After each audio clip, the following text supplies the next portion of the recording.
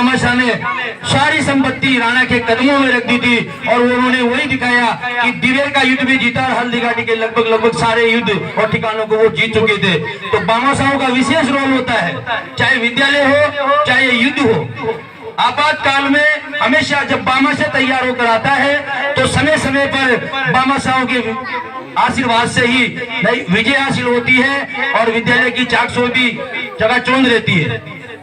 बहुत बहुत धन्यवाद, आभार राकेश जी के लिए, जोरदार ताली बजाएं।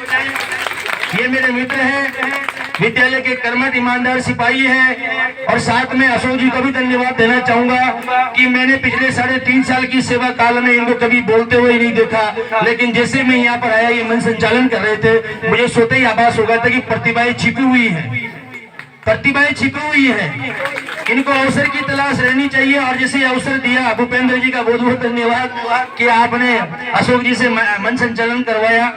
मैं ऐसी प्रतिभाओं के नतमस्तक हूँ सर।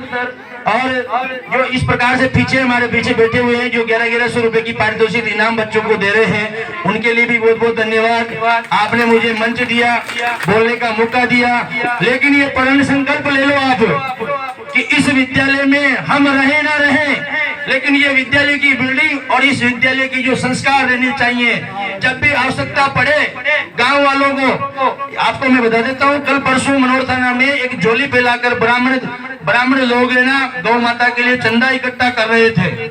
मैंने देखा उनको, जब गाय के लिए आप पूरे समाज के लोग और पूरे क्षेत्र के लोग चंदा दे देते हो। और मैं तो और कहना चाहूंगा, अंदर की बात 2 साल पहले की बात है, भगवान श्री राम प्रभु का मंदिर बन रहा था अयोध्या में, जगह जगह से रसीदें कट्टे चल रहे थे, हर गांव से लाखों करोड़ों का डोनेशन चला गया। मेरे भाई और बहनों, इस मंदिर के लिए, ये सबसे बड़ा मंदिर है, इस मंदिर में ना जात देखी जाती है, ना वेशभूषा देखी जाती है, ना ही संस्कृति देखी जाती है, ना ही कोई परंपरा देखी जाती है। यहाँ ऊंच नीच के भेदभाव को निकालकर सभी एक होकर शिक्षा ग्रहण करने के लिए आते हैं। तो यहाँ पर आते आते आपके हाथ जो कि हमेशा तैयार रहते हैं सहयोग करने के लिए, वो कैसे खुल जाते, बंद हो जाते हैं।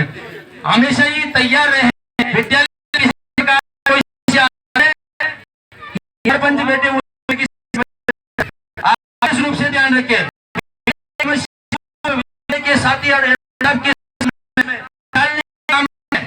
आने वाले समय में इस विद्यालय को समस्या विहीन कर दें। ऐसा अगर हम कार्य करेंगे तो आने वाले समय में